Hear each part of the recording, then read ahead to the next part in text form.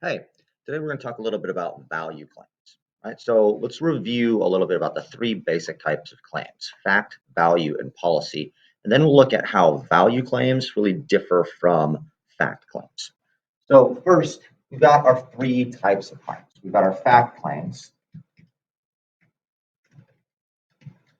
which simply describes something that's like a state of affairs, causation, or a kind of philosophical statement, right? Something that is true in general or in principle or based on some sort of objective standard.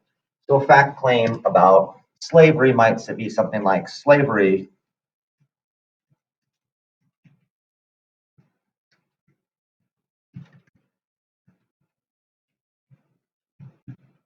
is legal in the United States, right? So, for instance, I might argue that slavery, even though we kind of think of it as being outlawed, is still actually legal in the United States because under the 13th Amendment, which got rid of slavery more or less, we still have this loophole that slavery can be used as the punishment for a crime. It's how we can get away with some sort of forced work or forced labor in punishments. So slavery is legal in the United States, and I have an objective standard, what the law is, and then I would be able to say what slavery is, and I'd be able to compare them, define, demonstrate. Now, value claims put us into a slightly different situation. So value claims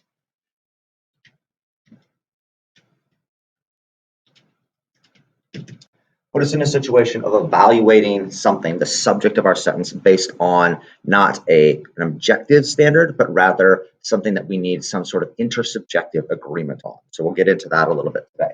So as we look at slavery again,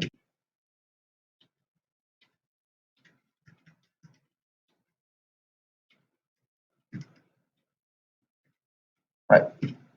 I could make the argument that slavery is unjust. Now, we could have lots of different sorts of standards for justice, and that's really what it comes down to when we're talking about value claims.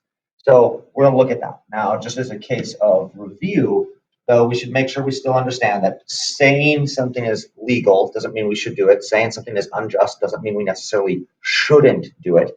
When we make a claim of policy, we're making that claim about what people should or should not do. So I could make a personal policy claim, something along the lines of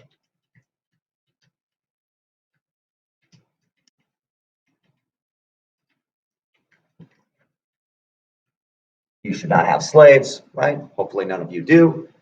Or I can make a systemic policy change, something that would claim that would require us to have a rule or law in place. So instead of you being responsible for carrying out the action, I could say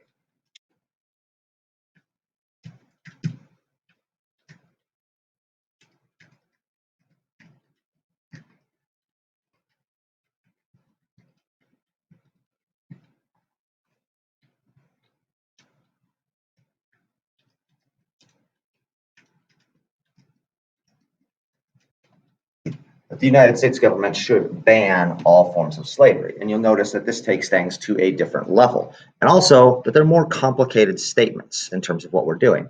So I want to kind of come back to just fact and value claims because the way they're structured is important for understanding what we need to do to prove each one. So let's take a look at how that works. So we'll go back to our kind of framework that we've used before, where we've got the matter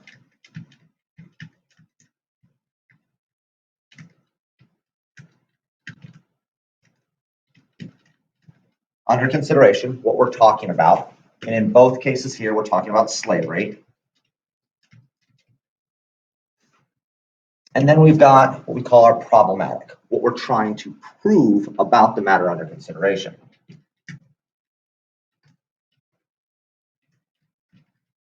Right? And in these cases, what we're trying to say is different, right? So I could say slavery is illegal or legal.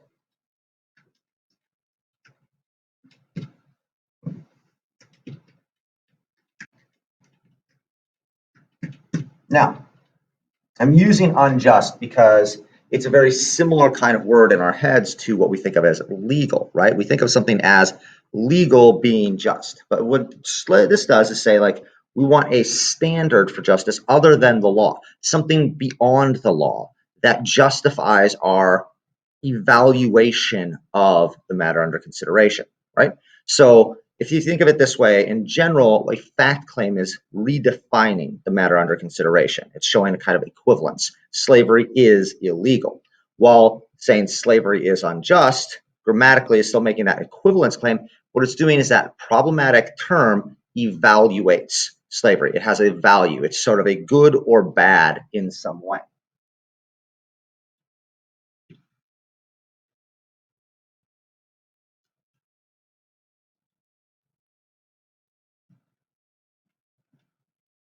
Right? That's what it kind of evaluating that matter under consideration term. So whenever we're making a value claim, we're making some sort of value judgment. And we have to make value judgments about different kinds of things. In another lesson, we'll look at some of the different types of values we use and how we might argue differently when we're using different sorts of values. But justice is one of those values about which we argue publicly. So it's something we can start to look at and start to look at like, well, what would we do here? So here's the issue, right? So legal within a particular set of laws might be something. So we could look at the legal code and we can figure out whether or not slavery is in fact legal, or if the laws have limited it to such an extent that we would say actually slavery is illegal. Now, when it comes to justice, right? So we have different laws on the books that we say like, okay, that's the law, but the law is unjust. Now we have to say, okay, what is your higher standard for that? And in order to first make the claim, we have to go beyond just defining and demonstrating, but we have to establish some basis, some standard for making those evaluations. So let me break that down a little bit more. Fact claims require us to define,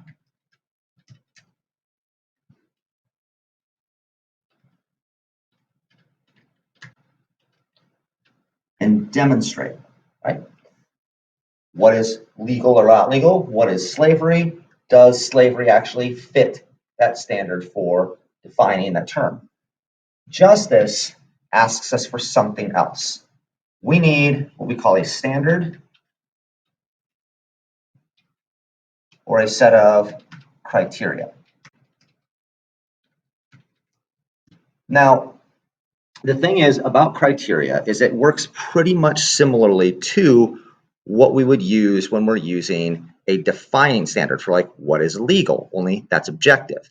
So let me illustrate this a little bit. So if I was going to make a different kind of claim, something factual, and I said this whiteboard, this space here,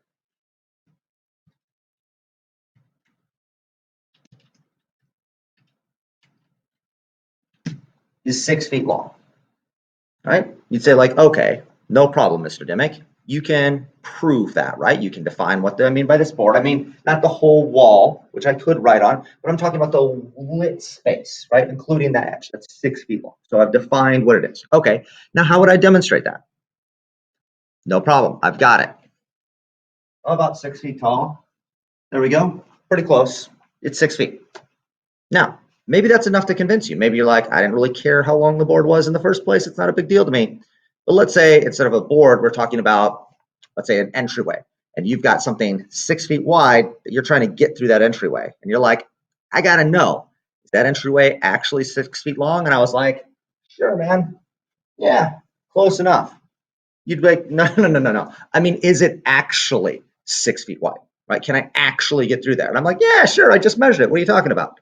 You'd say, no, no, no. I need a real measurement. Like, I need you to get out a tape measure and actually measure it. Oh, so you don't want just my guesstimation of how wide it is. You want an actual standard, something that we both can agree on means 6 feet, not my measurement of 6 feet and your measurement of 6 feet, but something that's actually a clear standard. That's why we came up with measurements in the first place, because we measure things in like hands or spans and things like that. And it's like, well, my span is different than your span, right? I'm a larger person than you are, or I'm a smaller person than this guy. So the span is different. So we need a standard we all agree on. Everybody's got the same measurement for what counts as 6 feet. And that's what we're doing here with criteria. We're creating an intersubjective standard. So a tape measure might be an objective standard that we have now for 6 feet long.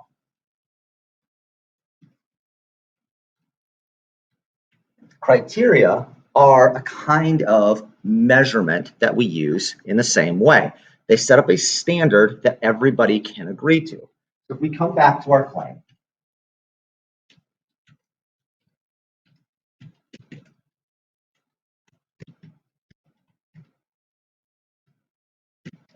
we can come up with some sort of standard for what counts as just. What is a just law? Now, different sorts of standards might be offered. Well, is it in accordance with the principles of the Constitution? That kind of gets thrown out as a standard for what counts as a good law or a bad law all the time. And the Supreme Court weighs things on the constitutionality of those laws. Okay, but the Constitution definitely allowed slavery at the beginning. Pretty much, I'm arguing it still allows slavery today. So the Constitution might not be a good standard for me to use. Might be something everybody can agree to. It's not going to help me in this case. I need something that maybe goes beyond the justice provided by the Constitution. So where does the Constitution get its basis? Okay, so we could bring a will of the people in there, or we could bring in natural rights, which is what our Declaration of Independence is based on.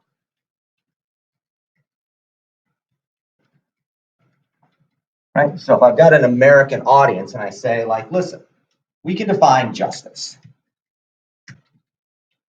Right? We know what it is because we've got these founding words in one of our founding most important documents, the Declaration of Independence, that says all people, says all men, but we've since then kind of understood that we should have been saying is all people.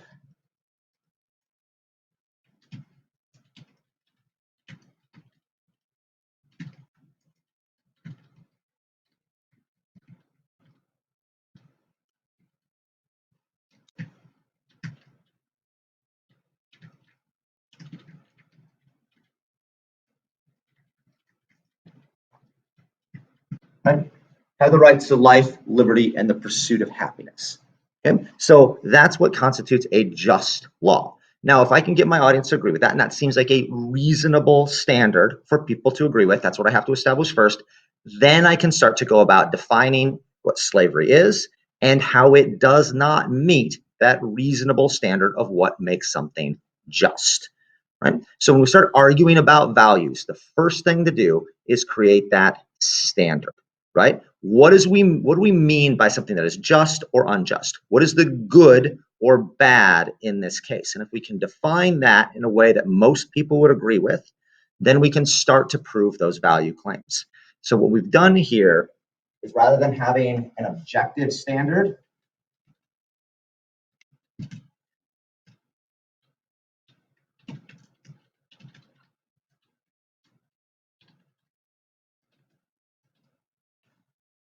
that in values,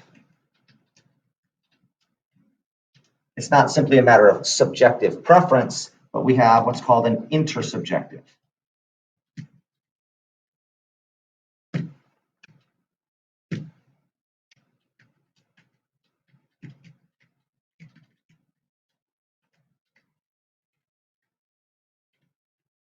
Which means it could be other. We understand that we could see things differently or have different definitions of what it means, but we've all agreed to use this as a standard.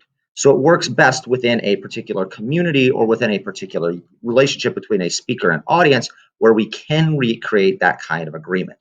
Now, I'll talk to you in another lesson about the different types of values we have and the challenges we face as we start to create some of those intersubjective standards using different kinds of values. That's all for now, and I'll see you next time.